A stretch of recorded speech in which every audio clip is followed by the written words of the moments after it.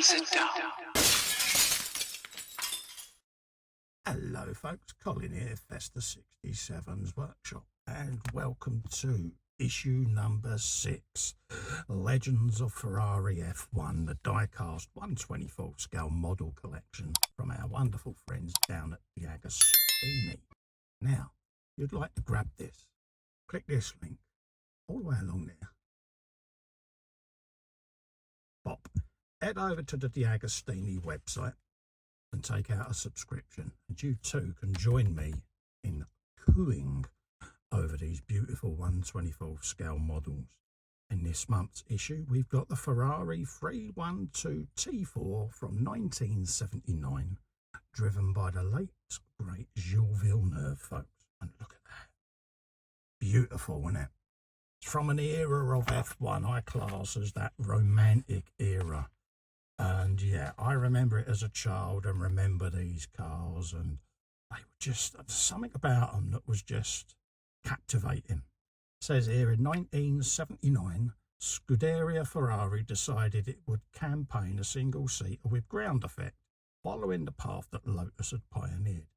The engineer Mario Forghieri struggled to achieve this with the 12-cylinder behemoth, but he succeeded. And that stroke of genius proved decisive. It did. I mean, honestly, these cars are not, it's probably a myth, but rumour has it that they could have driven upside down in a tunnel and stuck to the surface. How true that is, I do not know. But this, it says here, Ferrari's first wing car was distinguished by its nose, flat and wide instead of descending, as in competition models. The photo taken during the 79 MotoGP shows Jody Scheckter, the future world champion, ahead of his teammate Gilles Villeneuve. They've actually said Jacques Villeneuve in there, but it was Gilles. Villeneuve in the cockpit of a naked 312T there. The car was equipped with a monocoque of riveted aluminium panels. Yes, this was before the advent of carbon fibre, folks. And honestly, you just think that there's an aluminium tub that really wasn't that crash resistant.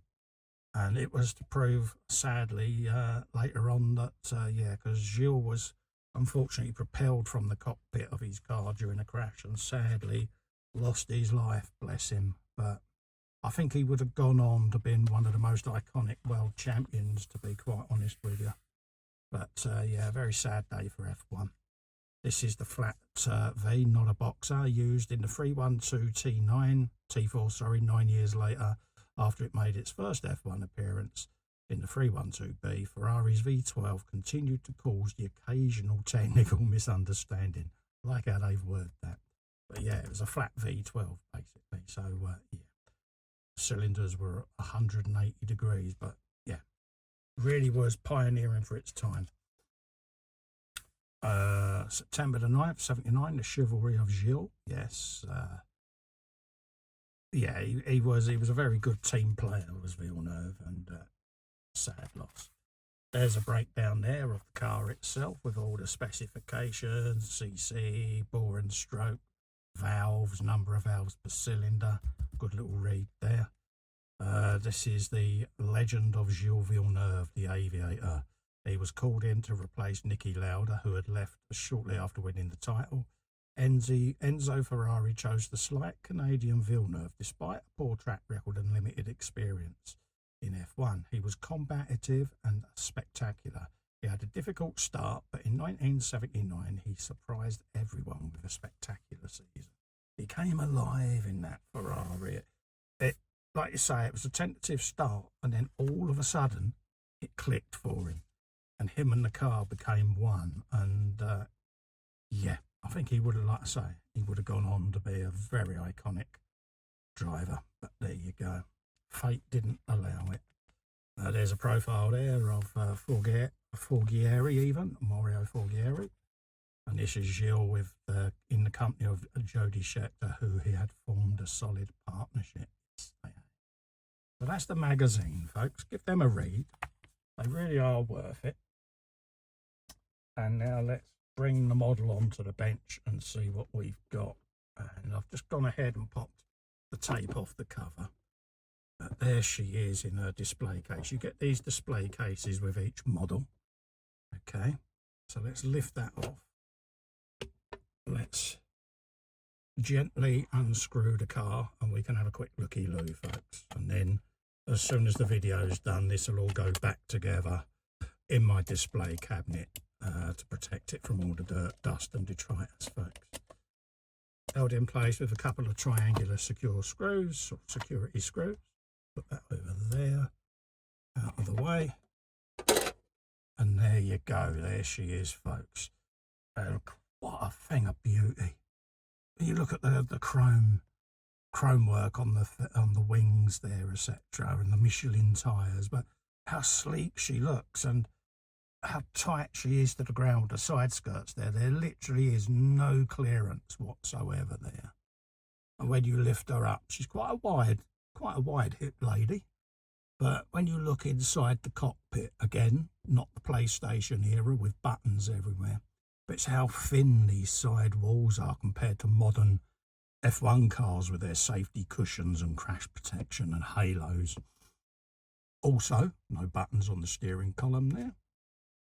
But look at the aluminium monocoque. Literally, it's just a hoop there with the steering wheel bolted to it.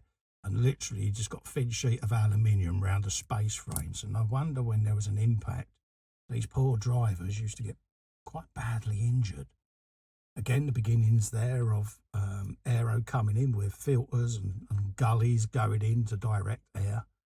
Another gully there, directing it then into the brake disc ducts, so to speak. You've got your exhausts coming up top and bottom there, underneath the suspension, but how mechanical and everything is exposed, whereas on the modern cars now, everything is hidden. Same underneath here. Got the floor difference compared to a modern car with all the fins underneath. It's just literally a slight, almost like a back to front boat. So it tapers up and all the exhausts exposed. Like I said before with the others, if Niki Lauda's car, imagine that bottoming out and sparking all of this and damaging any of this suspension. All of this is covered now on a modern car. But I just look at that and think how basic a concept of design there was with a monocoque, and how just by putting the covers on it just brought the car alive. But can't help but think there was a fragility to them, and modern cars, I suppose, are designed to come apart in a crash, but you don't want the cars to crash. But honestly, I'm looking at that, it is just beautiful. The Tifosi out there that, you know, are an absolute Ferrari obsessive. They would love these cars, they really would, because it's going to emphasise any collection. It is absolutely beautiful. The paint finish on it is smooth as. Again, all the decals are in the right places and just look absolutely mint. Right down to the tread on the tyres there, folks. You know, it's just right. It really is.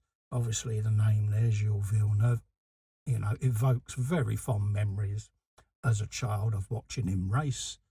But yeah, it's just looking at the different eras of these F1 cars in this collection has kind of brought back memories to me of races I saw as a young kid, but also drivers that we all fell in love with and almost felt we had got to know them through this wonderful sport of Formula One. And obviously there's been many losses over the years, which is sad. You know, people are putting their lives on the line to entertain us, and yeah, seeing that just brings back memories. You know, Gilles Villeneuve, what can you say? You know, if you've never heard of him, Google him.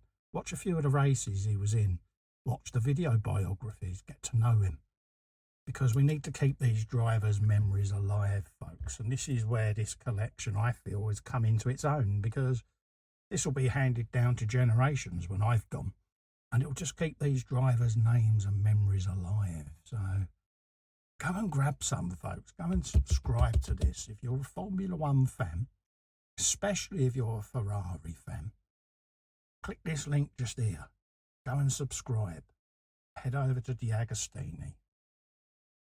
grab these while you can, folks, because I can see this collection. Once it's gone, it's gone. And you'll kick yourself then. So grab them whilst they're affordable and add them to your collection. A serious Ferrari buff is going to have these, no doubt. And I feel honoured to have these in my collection. So there you have it. Gilles Villeneuve's Ferrari